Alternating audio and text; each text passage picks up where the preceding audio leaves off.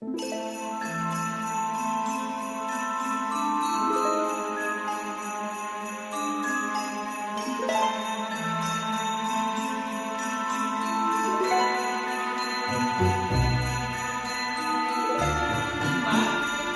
खाने के बाद उसको चूस कर चबाना है अच्छे से।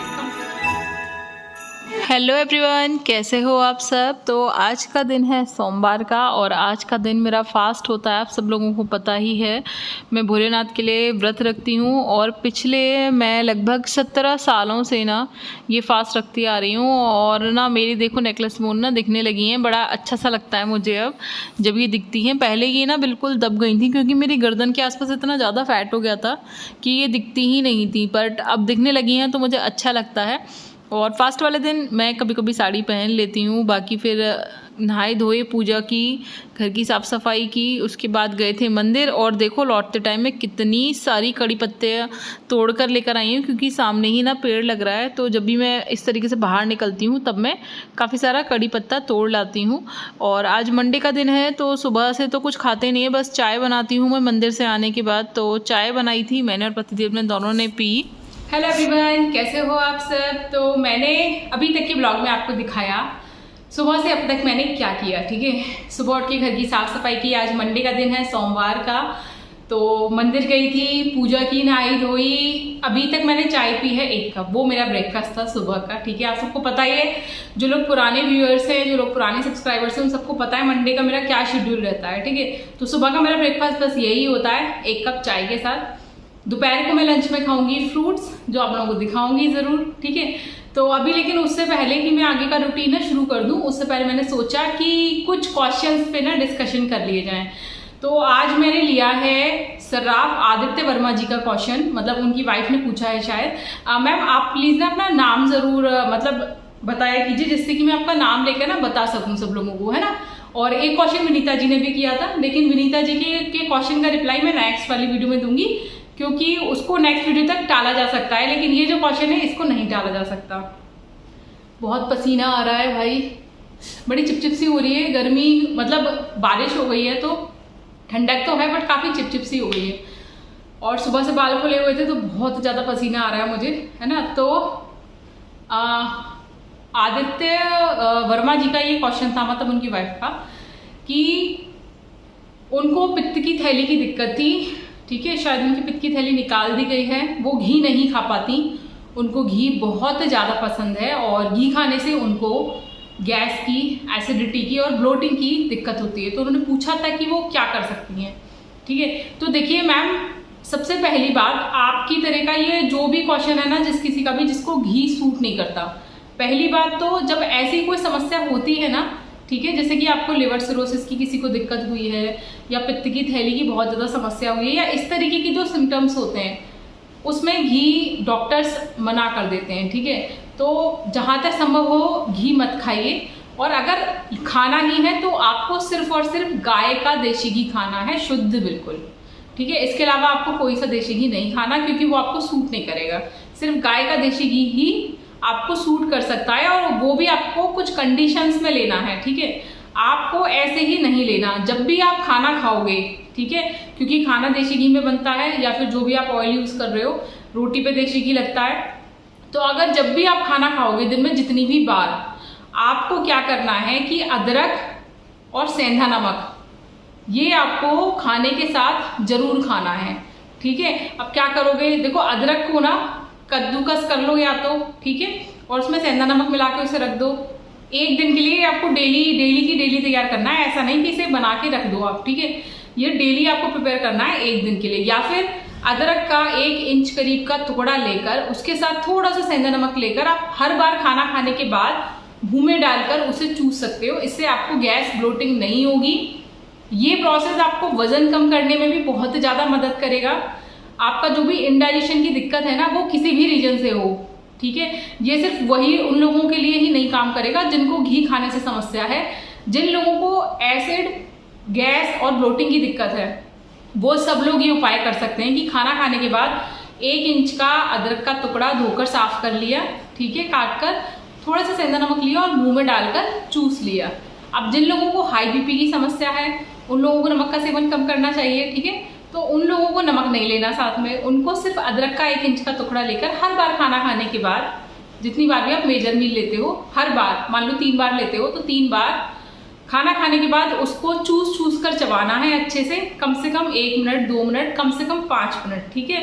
इस तरीके से, ऐसा नहीं कि बस 2-4 बाइट मारे और आप निगल गए उस अदरक के टुकड़े को। वो आपको जस्ट लाइक अ टॉफी चूसना है अच्छे से, ठीक है। जितना स्लोली वो आपकी लार के साथ मिक्सअप होगा ना अदरक का रस, और वो जितना धीरे धीरे करके अंदर जाएगा उतना तेजी से वो वर्क करेगा और आपको एसिड की, गैस की और ब्लोटिंग की, तीनों चीज़ों की समस्या से निजात मिल जाएगी। और जिन लोगों को घी बिल्कुल भी सूट नहीं करता, उन लोगों के लिए मैंने बताया अभी कि आपको सिर्फ गाय का देशी घी यूज़ करना है, वो भी सीमित मात्रा में।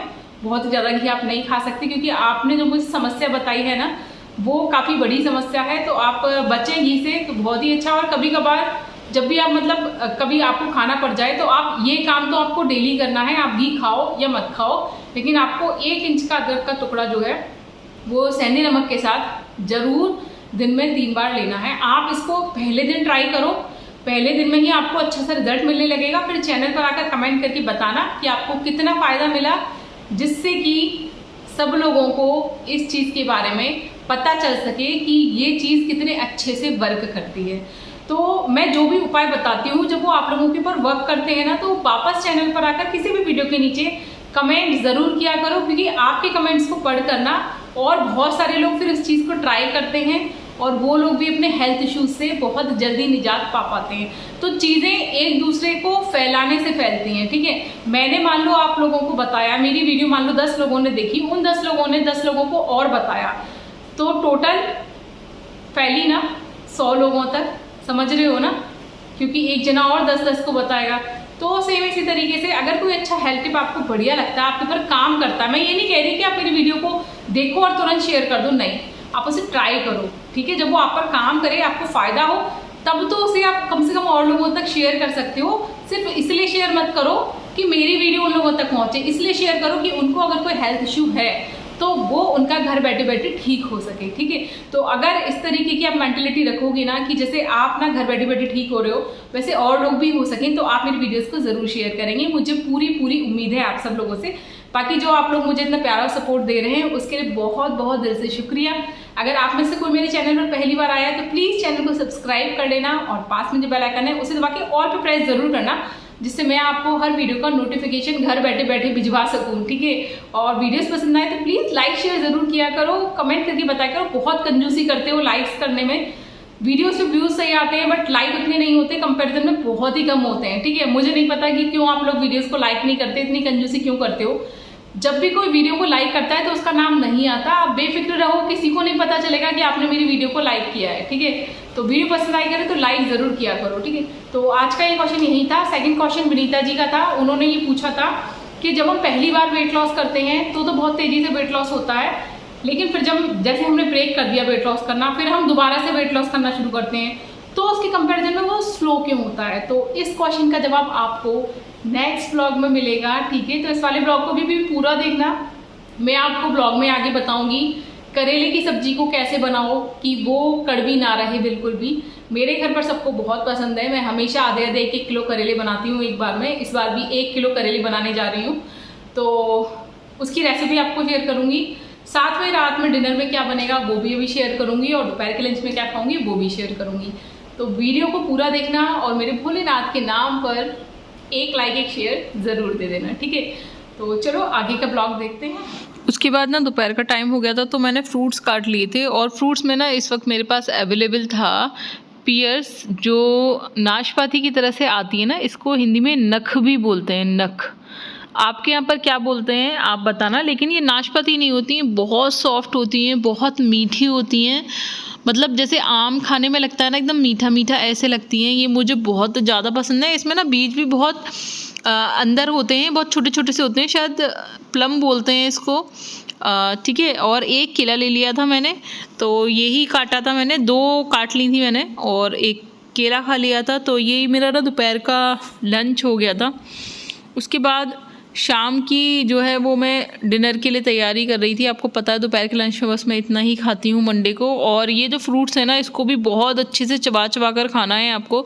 तो मैं ना आपको चबा चबा कर दिखा रही हूँ कि कैसे चबाना है। तसल्ली से चबाना है। जितना ज़्यादा चबाओगे ना आप जिस चीज़ को, उतना तेज़ी से ना आपका वेट लॉस होगा।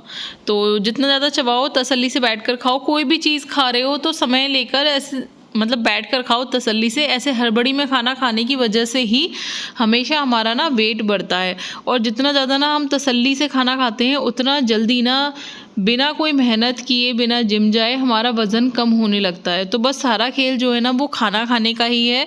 जीवन खाने से ही चलना है। जब से पैदा हुए तब से खा ही रहे हैं और जब तक मर नहीं जाएंगे तब तक खाते ही रहेंगे। लेकिन खाना किस तरीके से है जिससे वेट बढ़ने की बजाय घटता चला जाए, सबसे ज़्यादा इम्पोर्टेंट चीज़ यही है। तो उसके बाद ना रात के डिनर के लिए मैं बना रही थी करेले की सब्जी। करेले को ना मैंने कल ही काट कर, और इसके जो बीज थे ना वो बहुत ज़्यादा पके हुए थे, तो वो मैंने कल ही निकाल कर और इसमें 2 चम्मच नमक और 1 चम्मच हल्दी डालकर ना इसको भिगो कर रख दिया था अच्छे से। इसको बोलते हैं कि कला कर रखना करेले को, ठीक है। अब ना मुझे लग रहा था, क्योंकि काफ़ी सारे करेले थे, तो मुझे लग रहा था कि अगर ये 2-3 घंटे में नहीं हुए तो मैंने ना इसको इस तरीके से भिगो कर और मैंने फ्रिज में रख दिया था पूरे दिन के लिए। कल मतलब मैंने इस तरीके से किया था और आज मैं इसकी सब्ज़ी बना रही थी, तो मैंने सोचा से बनाकर रख देती हूँ। और रात को पतिदेव का ऑर्डर था कि आलू के पराठे बनाना है, तो मैंने सोचा कि ये सब्ज़ी तो बना के रख ही देते हैं। ये जस्ट लाइक अचार की तरह से चलती रहती है, क्योंकि बीच बीच में ना मैं कभी कभी कुछ ऐसी सब्जियाँ बना लेती हूँ जो पतिदेव और हनु दोनों नहीं खाते। जैसे काशी फल मुझे बहुत ज़्यादा पसंद है, लेकिन उन दोनों को नहीं पसंद। तो ऐसी कंडीशन में वो लोग करेला खाते हैं, उनको करेला पसंद है दोनों को। करेला तो खैर मुझे भी पसंद है, लेकिन उनको कुछ ज़्यादा ही पसंद है। तो अभी मैं काशी फल भी मैंने मंगाया है, तो मैं बनाऊंगी अपने लिए कद्दू और उनको खिलाऊंगी करेला। तो ये मैंने करेला बना लिया था, कुछ नहीं है, वही नॉर्मल तरीके से सरसों का तेल लेंगे, उसे पका लेंगे, उसमें डालेंगे हींग, जीरा, हल्दी, लाल मिर्च, हरी मिर्च और डाल देंगे ये जो हमने करेला कलाया था ना नमक और हल्दी में, उसको धो लेंगे पहले 2-3 बार। उसके बाद चलनी में छान कर और उसको डाल देंगे, नमक डाल देंगे। उसके बाद बहुत थोड़ा सा पानी मैंने इसमें डाला था, लगभग आधा कप, ठीक है। और इसमें मैंने ली थी 3 से 4 सीटी। उसके बाद जब इसकी सीटी खुल गई तब मैंने इसमें डाली खूब सारी पिसी हुई सौंफ, क्योंकि सौंफ से ही फ्लेवर आता है अच्छे से। सूखा धनिया पाउडर डाला और मैंने इसमें खटाई डाली खूब सारी। अगर आपके पास कच्ची अमिया हो ना तो आप वो डाल देना, बहुत अच्छा फ्लेवर आता है। और हाँ, अगर आप इसे प्याज में फ्राई करके बनाना चाहो, लेकिन मेरे यहाँ पर आधे लोग प्याज नहीं खाते, मैंने बताया था। स्पेशल पति देव तो बिल्कुल भी नहीं खाते, इसीलिए हर चीज़ मुझे बिना प्याज की बनानी पड़ती है। लेकिन अगर आप प्याज में से बनाना चाहो ना तो पहले थोड़ी सी प्याज फ्राई कर लेना, और फिर जब ये करेले आप उसी प्याज में डाल दोगे ना और प्याज और करेला अच्छे से मिक्स हो जाएगा तो बहुत ही बढ़िया फ्लेवर आता है। मेरी मम्मी ऐसे ही बनाती हैं, बट यहाँ पर क्योंकि पतिदेव नहीं खाते ना मेरे प्याज, तो मैं यार इन चीज़ों के लिए तरसती रहती हूँ, क्योंकि प्याज में बाद में फ्राई करने में अलग टेस्ट होता है और बनाते समय जो टेस्ट आता है वो अलग होता है। अच्छा, अब हम बनाने तो वाले थे रात को आलू के पराठे, लेकिन सामने वाले घर में ना भोग लगा था, तो शाम को भोग आ गया वहाँ से पूड़ी सब्जी और हलवे का। और हनु आया था ट्यूशन से, और भैया हमारे यहाँ पूरे दिन लाइट नहीं आ रही है, तो इन्वर्टर बस बोलने ही वाला था। तो हम ना बाहर की तरफ ही बैठ गए थे और वहीं स्टैंड पर कपड़े डाल रखे थे, क्योंकि बारिश भी बहुत हो रही है और लाइट भी नहीं आ रही। और हनु अपना काम कर रहा था, उसकी बेचारी की पूरे दिन की रेल बनी हुई है। स्कूल से आता है तो ताइक्वांडो जाता है, ताइक्वांडो से आके वो ट्यूशन जाता है, और ट्यूशन से आके थोड़ी देर रेस्ट करके खा के फिर वो उर्दू का ट्यूशन जाता है। और रात को 10 बजे तक वो आता है, उसके पूरे दिन की रेल बनी हुई है। उसके बाद स्कूल का काम करता है, तो मैं उसे अपने हाथ से खाना खिला रही थी। मैंने सोचा कि तू अपना चल काम फिनिश कर ले, खाना मैं खिला देती हूँ। और उसे मेरे हाथ से खाना खाना बहुत पसंद है। फिर अपने लिए थाली लगाई थी, वही जो प्रसाद की पूड़ी सब्जी हलवा आया था, नमकीन दही ले लिया था, पानी ले लिया था, भगवान जी को भोग लगाया, फिर पतिदेव को खाना खिलाया और फिर मैंने खाना खाया अच्छे से 32 बार चबा चबा के। आई होप आज का ये ब्लॉग बहुत ज़्यादा सिंपल है, बट आपको पसंद आया होगा। आप लोग मंडे का फास्ट कैसे रखते हो ये मुझे बताना, क्या क्या खाते हो ये भी मुझे बताना। मैं सबसे पहले अपना फास्ट ना मीठा खाकर ही तोड़ती हूँ। बस आज का ब्लॉग यहीं तक। लाइक शेयर सब्सक्राइब करना, कल मिलेंगे, बाय बाय, गुड नाइट।